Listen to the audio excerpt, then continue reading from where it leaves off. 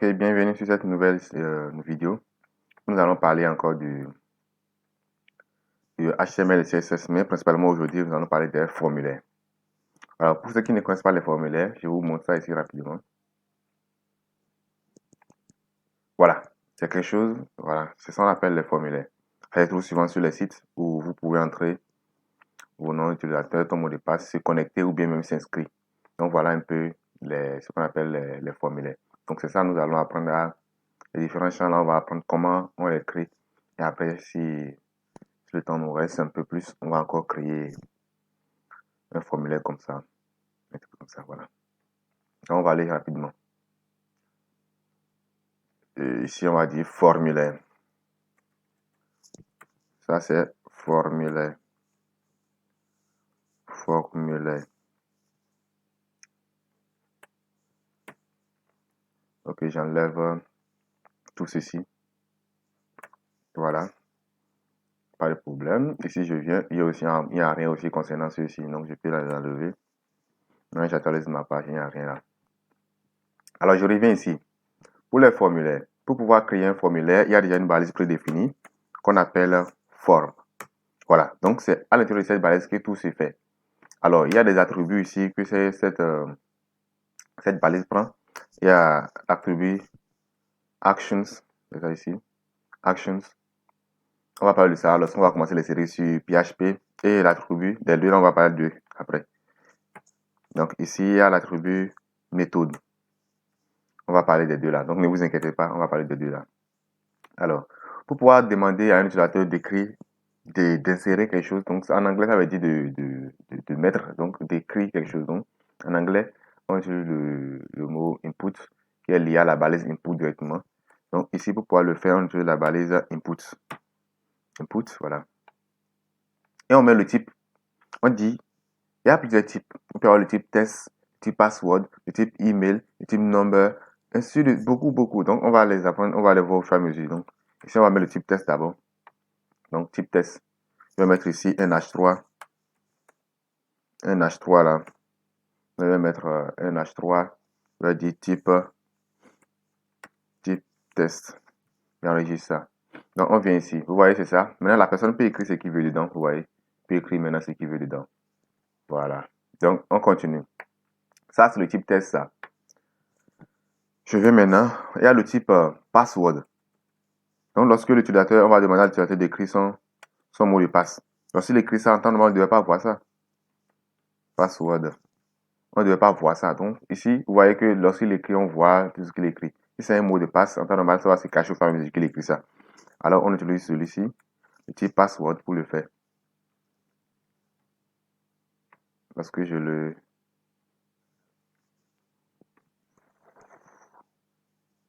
j'actualise, voilà. Lorsque j'écris maintenant, vous voyez, ça se cache au fur et à mesure. Ça se cache au fur et à mesure ce que j'écris. Donc, voilà le type password. Après ça, il y a une balise encore. Bon, on va finir d'abord les inputs avant que je ne vous parle de ça. Maintenant, on peut avoir encore le type number. Donc, lorsqu'on veut demander à l'utilisateur de mettre un nombre. Donc, ici, on peut faire type number. Type number.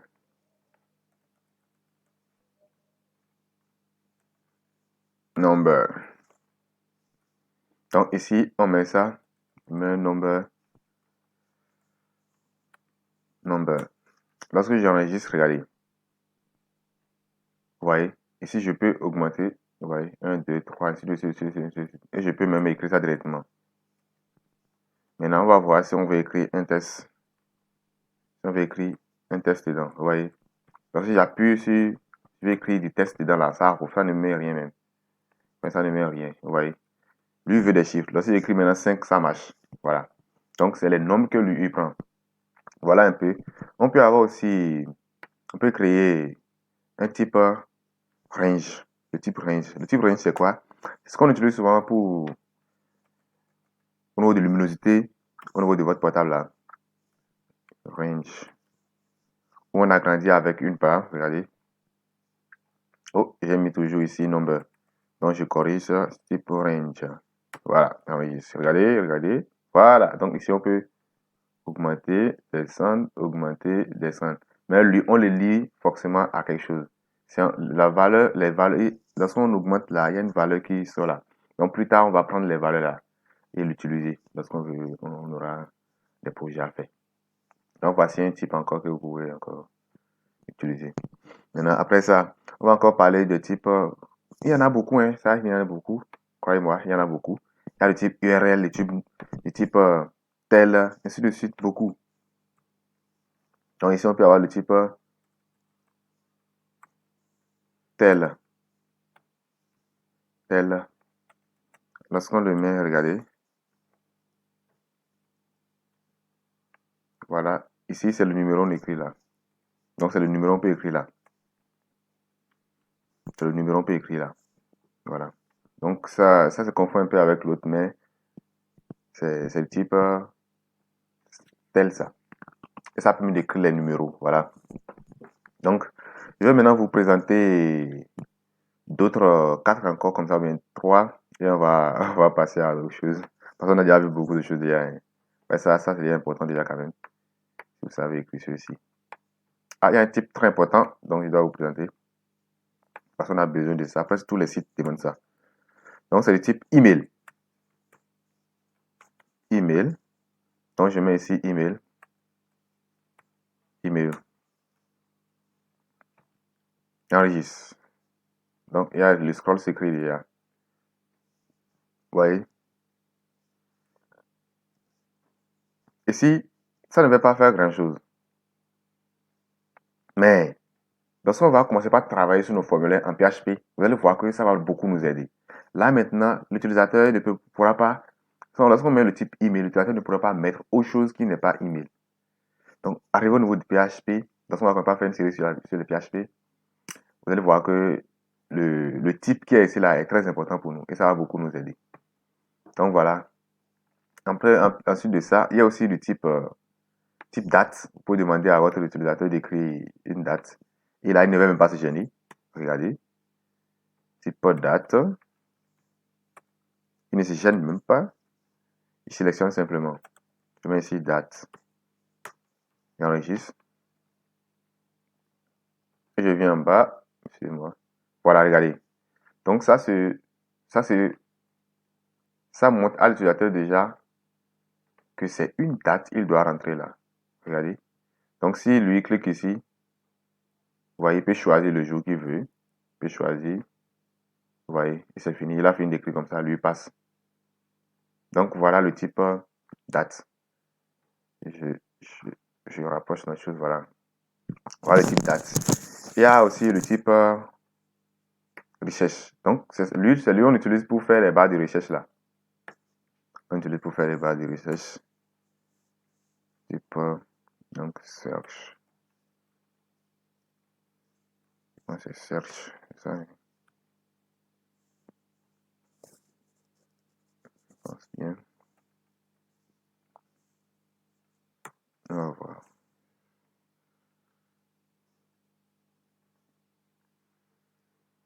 Non, j'ai mal écrit ça. Search. Search. Non, je pense pas.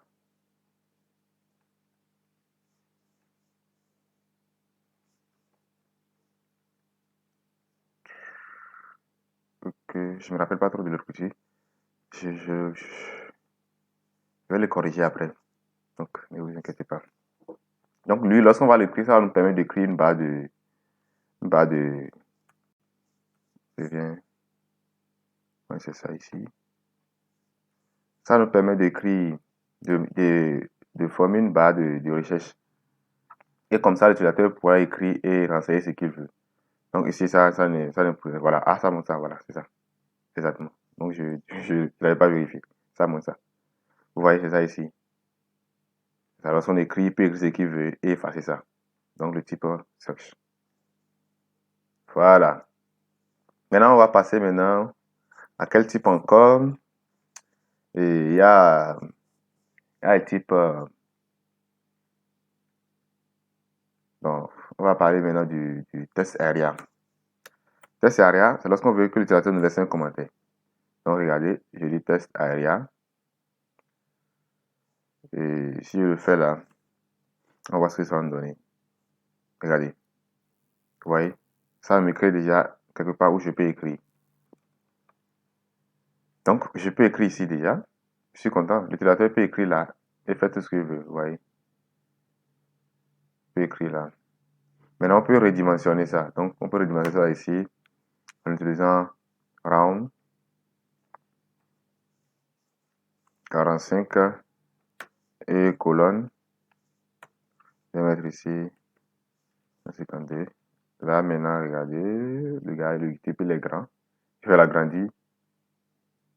Je vais l'agrandir. Vous voyez, c'est trop grand même, c'est trop grand. Je vais diminuer ça. Le nombre de colonnes là, c'est trop grand. 15, c'est bon. Et le nombre de lignes aussi là. Voilà, ça revient un petit comme ça. Non, là, maintenant. Mais néanmoins, le gars, il peut modifier ça. Il peut modifier ça. Donc, je vais vous montrer après comment on peut garder ça et ne pas permettre à l'utilisateur de modifier ça. Sinon, comme ça, c'est pas joli. Vous le voyez aussi, c'est pas joli. Donc, c'est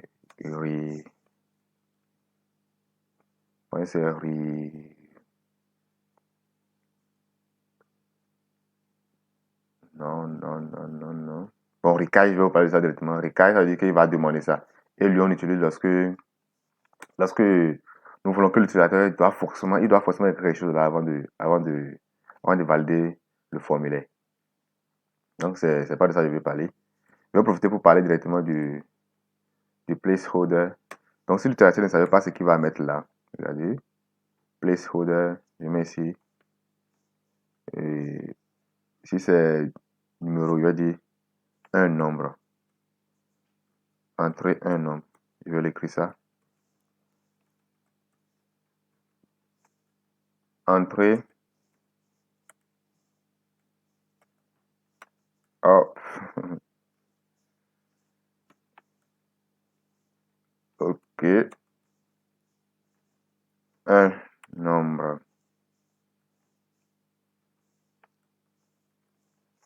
J'enregistre. Je viens.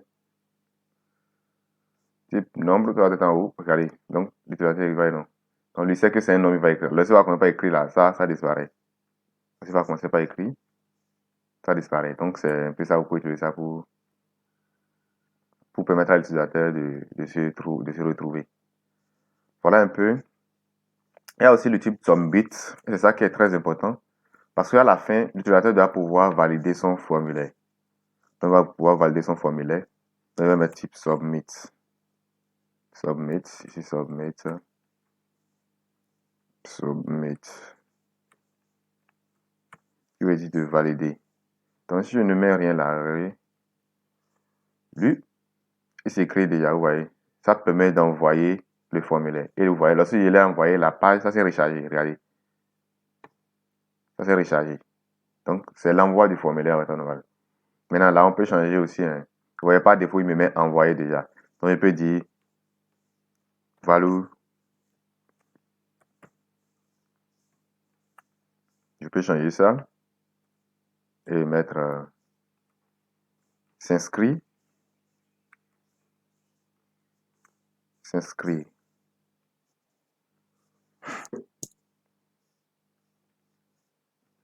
Donc, je le fais, vous voyez, non. Donc là, maintenant, ça change ça. Voilà un peu ce que je vais vous montrer encore. Et il y a beaucoup de types encore. Ça, je vous le dis, il y a beaucoup de types. Et je dois vous parler du sélection, qui est très, très important. Parce que on utilise ça beaucoup, beaucoup.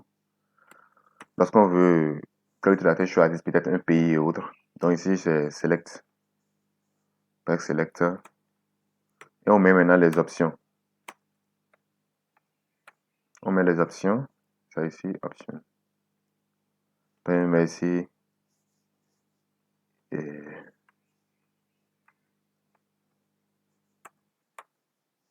Pays-Bas. Pays-Bas. Je prends ça.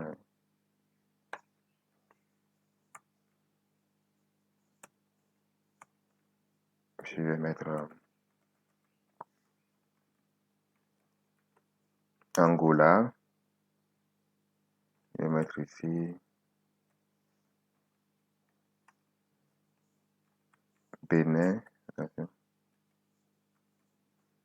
Bénin. Je vais mettre la Guinée ici. Je pense bien. Donc, je vais retourner, vous allez voir. Donc, si je viens en bas. Donc, ici, il choisit. Lui, il peut choisir. Vous voyez, il peut choisir ce qu'il veut. Et il continue. Donc, voilà comment ça fonctionne. Lui. Il peut choisir. Il peut choisir. Voilà. Donc, voilà comment ça fonctionne. Il y a aussi les types radio. Hein. Il y a les types, il y a input du type radio. Donc, on va parler de lui, on va s'arrêter là. On va faire un exemple de formulaire et c'est déjà bon la réponse. Il y a type radio. Il y a type radio. Vous allez voir lui. Lui là, on doit forcément écrire quelque chose à côté pour que l'utilisateur sache ce qu'il sélectionne, quoi.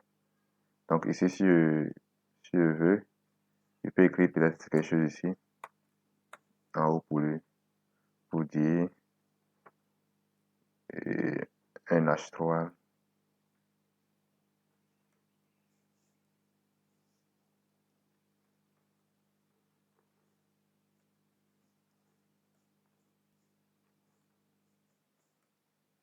Viande.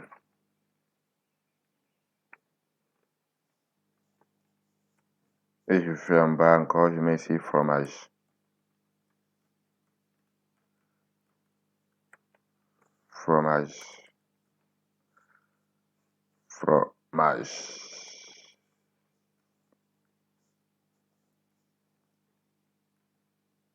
Donc ici, soit il peut choisir, ceux-ci nous embêtent. Ceux-ci nous embêtent. Ceux qui sont ici, on va les pousser en bas un peu. On va les pousser en bas un peu. Ça ici, notre bière. Je n'ai pas oublié de mettre ceci. Je copie ça. Je mets. Voilà. Maintenant, vous voyez, donc, il peut sélectionner, soit il sélectionne ici. Donc, vous voyez, donc, il peut sélectionner qu'il veut du fromage, ou quoi là. Mais plus tard, on va faire en sorte que il ne pourra pas sélectionner les deux. Peut-être si on veut qu'il fasse un choix, on peut gérer ça. On peut gérer ça facilement. Donc, lorsqu'on va faire les formules, on va tout gérer. Ne vous inquiétez pas. On va tout gérer. Donc, c'est-à-dire que, peut-être, on veut lui demander de choisir ce qu'il veut dans sa nourriture. Donc, peut-être il veut du viande.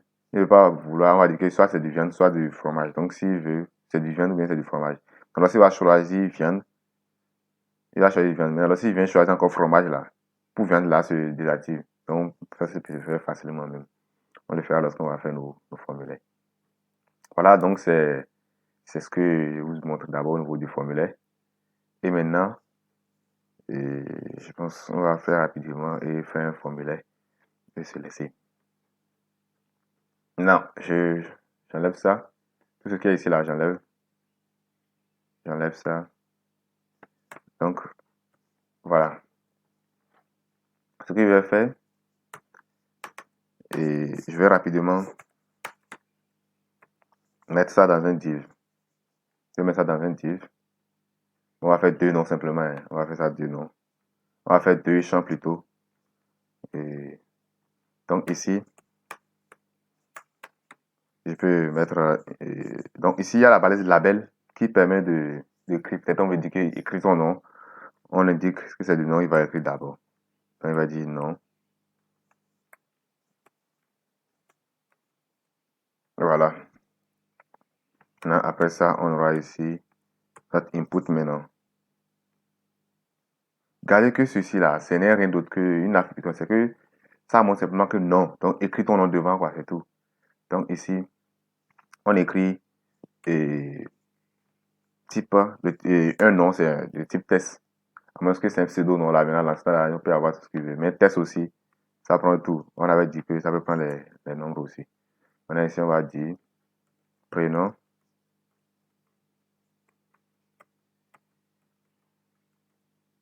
Prénom.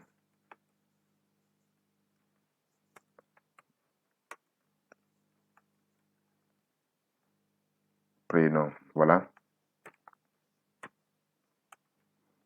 Et ensuite, on va dire mot de passe.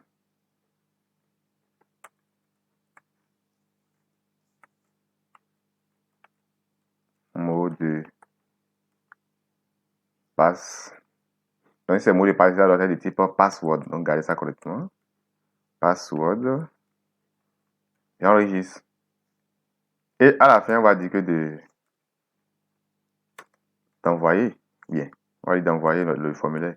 Donc, on va dire ici submit et type input toujours plutôt. Type submit. Donc, submit. Submit. Voilà. Donc, ici, on va dire value. Donc, on va mettre, on va dire envoyer. Bon, si on ne met rien à ça, dire qu'il va le faire lui-même. Il va écrire envoyer. C'est ça, nous, on veut. Donc, on ira voir ce que ça donne. Voilà ce que ça nous donne. Voilà ce que ça nous donne. C'est un peu chiant. Donc, on va le mettre en ordre. On pourrait le mettre en ordre avec notre balise BR pour les remettre à l'année à chaque fois chacun. On va mettre 2. Voilà. Et voilà. Donc, vous voyez, on va dire, je vais prendre div là.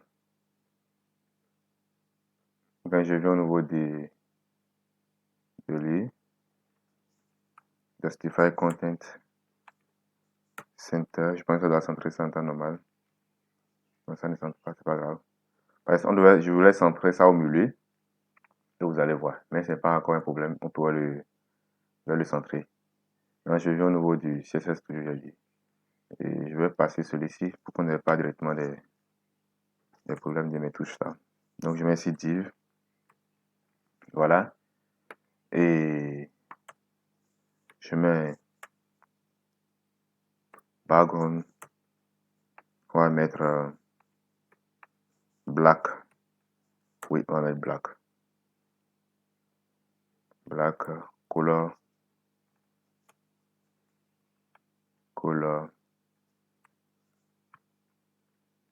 Yellow, dark yellow. On va mettre dark yellow.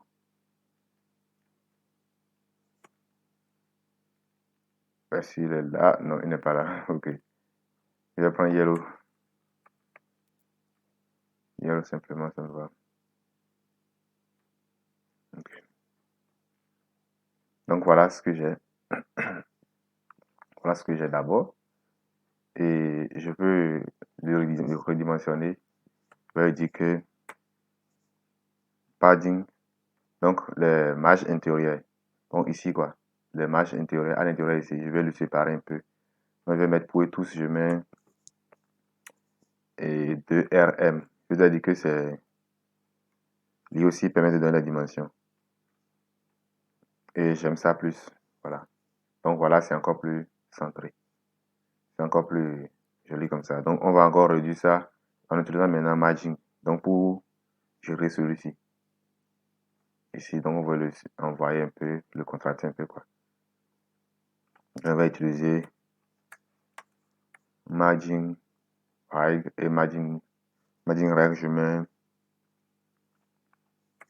mets 8 RM. Donc je copie ça. Ici, left.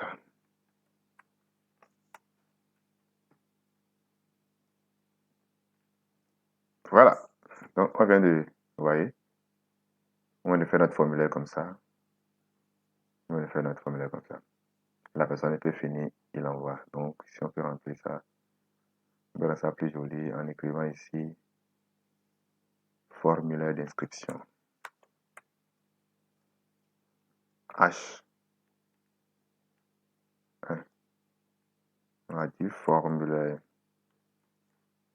On va dire inscription, c'est plus mieux. Inscription. Voilà. Voilà. On peut faire tout ce qu'on veut maintenant. On peut rendre la chose un peu plus jolie. Border radius. Border. Attention. Non.